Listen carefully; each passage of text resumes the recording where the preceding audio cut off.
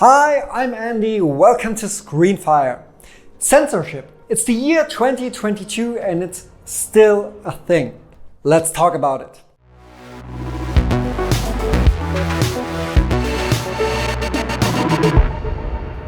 Censorship in video games and movies is a problem that was and is always present, but has gotten better throughout the years. As you would expect, every country has its very own rules, and what's getting censored is always depending on the moral compass of the society and their laws. In Japan, for example, nuclear explosions can be a no-go for obvious reasons.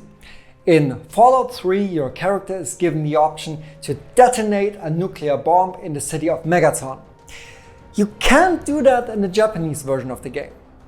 In Australia, the game's State of Decay was, quote, banned because of drug use related to incentives and rewards. Until 1999, it was illegal in the UK to depict nunchucks in movies and video games. Movies such as Dragon, the Bruce Lee story, were censored because of this. And of course, the USA have a well-known problem with nudity. All those things mentioned are not a big deal in Germany.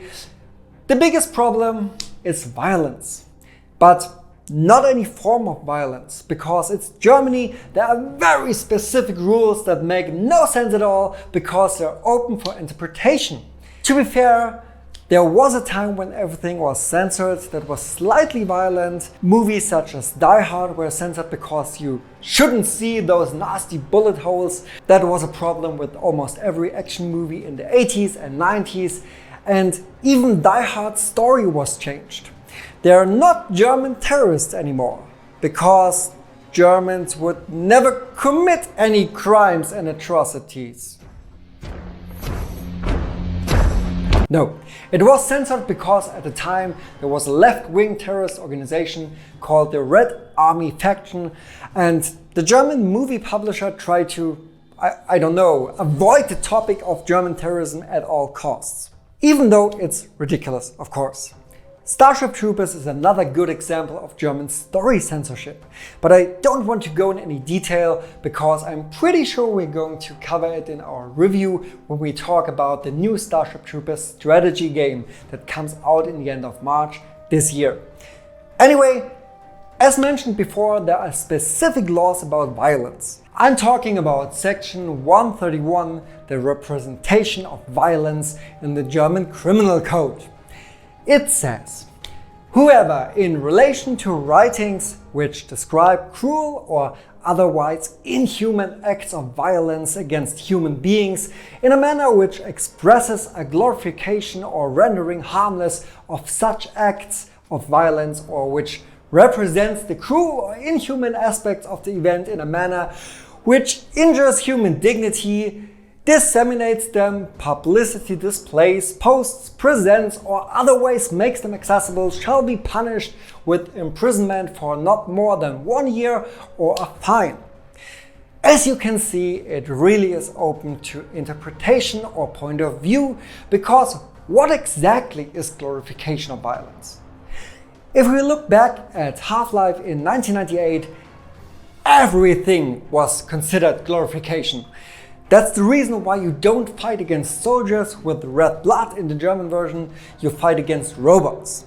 And if a scientist dies, he just sits down and shakes his head. As a teenager, it was really annoying, and most of the time we just try to get our hands on the English version of the game or movie.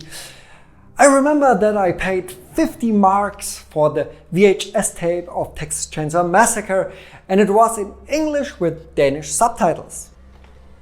Yes, that's the one. Pretty cool cover art, if you ask me.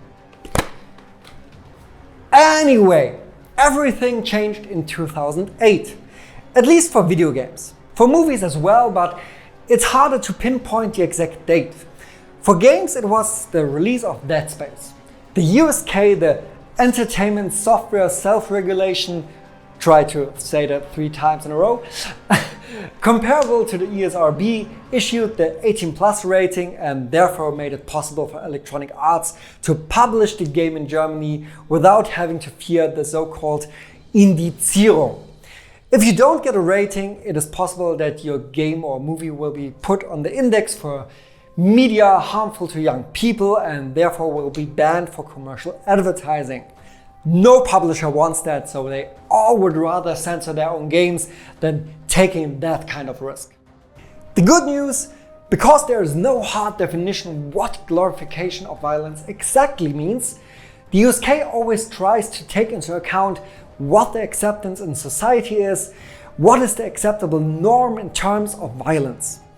Undisputedly, especially video games are becoming more and more violent just because the graphics are getting better. But within the last years, I can't think of one big game that didn't get the rating or had to be censored to receive it. Mortal Kombat 11, The Last of Us 2, even games with swastikas in it got the USK approval because they changed a law that makes it possible. Dying Light 2 is the first game since, I don't know, forever, that had to be censored. You can't kill NPCs, you can't dismember human enemies.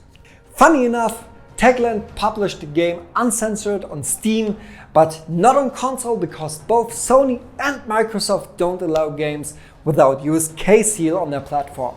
I know that in the German in EU says that was all very superficial because you could dive so deep into the whole German youth protection topic that you need to eat 20 trucks loaded with sauerkraut to understand it, because even I'm not German enough to rationalize all this bullshit. But now I want to know, what are your thoughts about it? What was the most ridiculous censorship in your country? Tell us in the comments, and don't forget to subscribe and leave a like if you enjoyed it. Have a good one, and I'll see you in the next video.